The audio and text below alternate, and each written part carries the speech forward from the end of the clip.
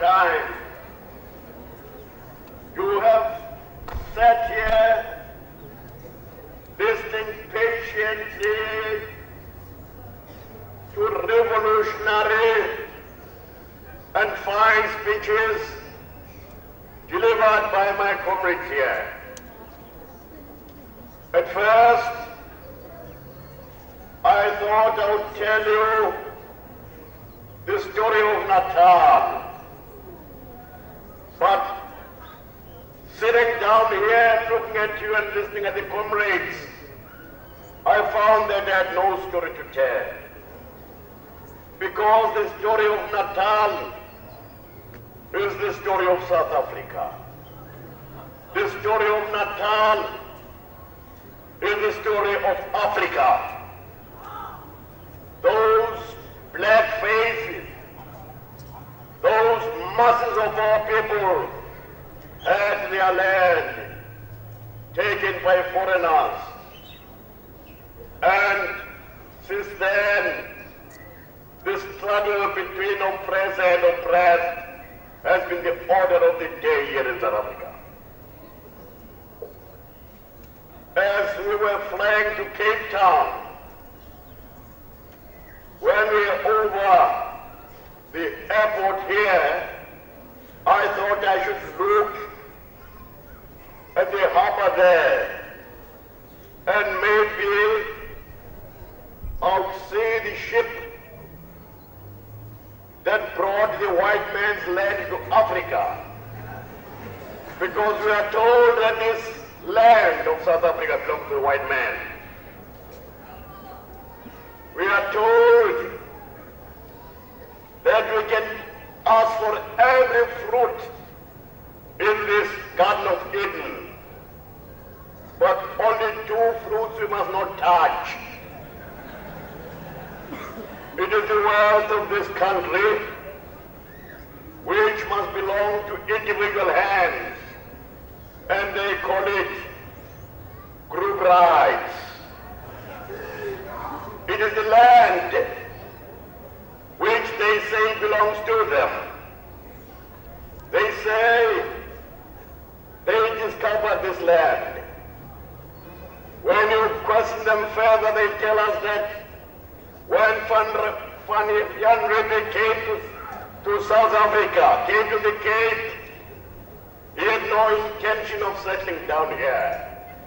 He had no intention of founding a colony, but merely establishing a station for the Dutch ships. Now the question arises, if you set your house on another man's land, isn't that colonization? And who is this Van Riebeeck they are telling us about? Van Riebeeck is one of those thieves who was stealing from the Dutch East India Company and then he was brought here to South Africa. Since then, Van Riebeeck spoke of the black stinking dog which must be shot at on sight, and they have been shooting us on sight since then. Now, comrades, we are here today talking about the stairway. We are saying that the people, to show that they are not in favor of what is happening in one part of South Africa, they should stay away. But we are doing something much more than that. We are voting with our labor power. As you are gathered here, you constitute a part of this constituent assembly the African National Congress is demanding. You are voting with your labor power.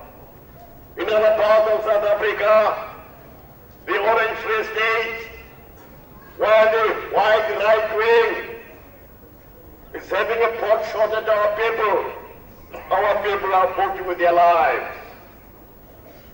We say that in Natal, Inkatha is killing our people. That is an understatement. Once upon a time, it was the Inkatha that was attacking our people. But our people were able to deal with Inkatha. The war that is taking place in Natal is not the war against Inkatha. It is the war against apartheid itself.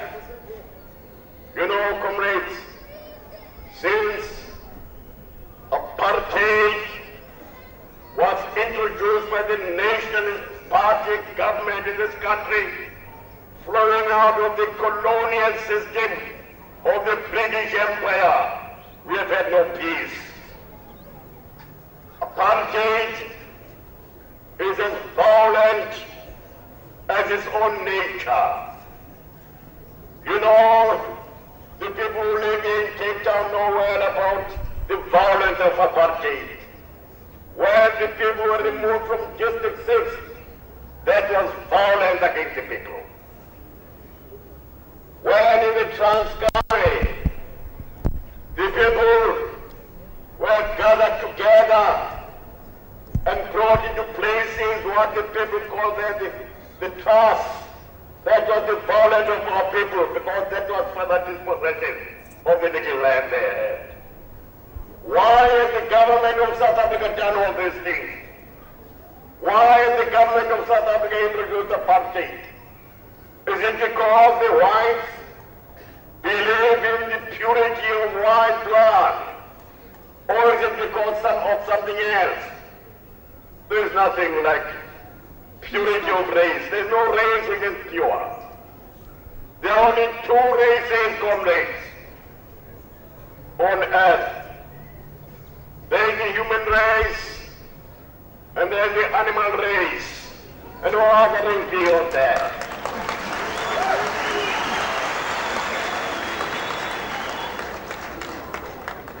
The Nationalist Party government came into power on the ticket of improving the lives of the Afrikaners.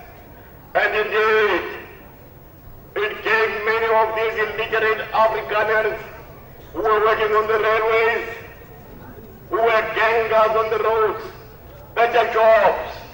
What job did it give them because they were illiterate? It made them members of the special branch.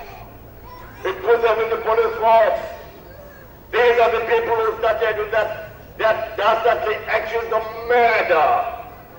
You all know that when the Sabotage Act was introduced in 1963, the first victim of this act was a comrade from Cape Town, Comrade Solwase. Look smart. He was the first comrade who was murdered by these illiterate Afrikaners who were defending apartheid. What did apartheid do? Because they wanted to create favorable conditions for the growth of Afrikaner capital. They started gathering together black labor into settlements called in the Bantustan. Who are there in the Bantustan? The chiefs, the Indunas, are looking after their master's property. They put these dogs at the gates, dogs like Matanzima, dogs like Sade, dogs like Katamuchenesi. They set them on the people when the people want to remove and destroy apartheid. Because they are made rich on apartheid. None of the Pakistan leaders drive in a small car. They all drive in huge cars. They live in mansions. They are owners of property now, and they are going to defend all this. When we say that there must be sanctions in this country, they organize the starving people to demonstrate against these sanctions. They tell them if you have sanctions, you are going to starve. I don't know about that, comrades. You can't tell me that I'm going to fall down when I'm down on the floor.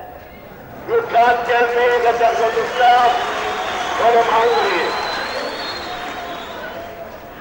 How can a starve because it's already starving. That is not the case. All we are concerned with is that their profits and super profits will be diminished because of sanctions. We are going to call for the intensification of the campaign against South Africa, that South Africa must, that all those countries which are trading with South Africa must employ sanctions, except of course Margaret Thatcher. Comrades, other comrades have told us about war that is going on in this country. I don't want to talk war. I'm a very peaceful man. But I know one thing, that the people there in Natal are in a situation which is slightly different from other parts of South Africa. Why is that? Why is Natal different from Wandebele, from Gangwane, from Crossroads? It is because the whole province of Natal pays allegiance to one chieftaincy, the so-called Royal House of Senzanakona. And Gaja has used his power of being the chief minister together with his royalty to beat down the people of Natal when they are fighting against white domination, against apartheid. And he has called to his aid Sunnitin and others. That is why apartheid in Natal has become institutionalized. That is why Natal differs from other areas. What do we say as the people of South Africa? We say something very simple. We say that Bantustans are a creation of the central government of South Africa. We say that a man like Buchner, that murderer, who was the head of the special branch in Natal, who is now the commissioner of KwaZulu Police and a member of Inkatha, must be dismissed from that position because he was seconded by the South African government itself. We say that the KwaZulu Police, who were formed in 1986 for purposes of strengthening Inkatha by having Inkatha in uniform carrying guns, must be dismantled. But it is not enough to say that. We say that the powers that Gaja has, the powers of the Minister of Police must be taken away from him. But we demand much more from that, much more than that. We say what Zulu government is an enigma in South Africa. And that government serves the interests of murder, the interests of destruction, the interests of poverty and pain on our people. As I'm speaking to you this afternoon, we are using 10 churches in Pietermaritzburg to house victims of the Inkatha attacks. Over 20,000 people are occupying these places. Some of them lost their children. Some children lost their parents. Young and old were killed in that war, that March war of this year. And Adrian Floss, what does he say? He says Inkatha is a very peaceful organization. The only people who cause trouble are COSATU, UDF, and the African National Congress, because COSATU and UDF are surrogates of the African National Congress. Now when you and all of us are deciding that enough is enough, and that we now embark on action to force the head of the government, there are some wise people here in South Africa who tell us that you are going to exacerbate the situation. If you stay away, there will be more bloodshed. What more bloodshed can we have in Natal when over 3,000 people have been murdered already. At first, we tried to talk with Inkatha. At first, we went to the police to lay complaints because we were being killed by Inkatha. Our property was being destroyed. What did the police say? They said, are you UDF? If you are UDF, go to Nelson Mandela and complain to him. If you are Inkatha, what did they do to Inkatha? They gave him ammunition. They went further than that, they gave him guns. In Natal, the people of Natal are fighting against the hit squad, are fighting against the rail squad, are fighting against Audience Flock's police. In very difficult times, you are making history today. You are helping this woman to give birth to a young child, a child called Nkululeko. If it is a boy, we shall call him Nkululeko. That is what we are doing today. By going to declare, fully knowing his past, fully knowing the nationalist party, we are not going to cap in hand. We are discussing the transfer of power. I don't know whether that power can be transferred. I've never seen any ruling class fighting out of the state all that easy. Power has to be fought for. Power cannot be negotiated at table. Power, what is this power? Power is the wealth of the country. The African National Congress, the oppressed people of this country, say that the people shall share in the country's wealth. And what does de Klerk say about that? He says, yes, I agree with that. I agree with you 100%. People must get something there. There must be a redistribution of wealth. But he says, you see, there's a forbidden fruit. This one you don't touch. If you touch monopolies, we get the cornerstone of exploitation in this country. De Klerk is at war with you. If you talk about the land, as we are flying down from Durban to Cape Town, we saw vast stretches of land in Natal sugarcane.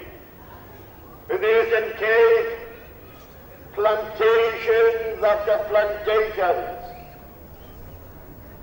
Then the announcer there in the plane said, now we have raised the garden route. Garden for who? Garden for those monopolies. Garden for those privileged whites. And in between we saw some pimples that were jutting out of that land. And what were those pimples? These were the pimples of the so-called Bantustan. These pimples of the so-called settlers of the past. Comrades, when we are talking about freedom, we want to end all that. And let us make it very clear, whether it is de Klerk, whether it is Magnus Malan, whether it is Audience Flock, that until we have settled the question of the land, this struggle shall continue. We should like a peaceful settlement in this country. No one wants to see the spilling of blood. The doctor does not want you to suffer pain. If you have a toothache and the dentist tries everything, gives you painkillers, gives you an injection, and cannot end that agony, there's only one thing to get down. He uses force to extract the tooth in order to end the pain. When the woman cannot give birth in the normal way, there's only one thing that can be done, and that is the cesarean operation. And in politics, that is what we call the revolution, because the child must be born. It is therefore important to remember that negotiations are know something by themselves, that negotiations are not a certain stage in our struggle. They are part and parcel of our struggle. They are one of our forms of struggle in this country. But negotiations will not succeed unless they are backed up by the united effort of the people, unless they are backed up by all forms of action. And this is one of those actions you are going to be putting up from tomorrow. Yes, comrades,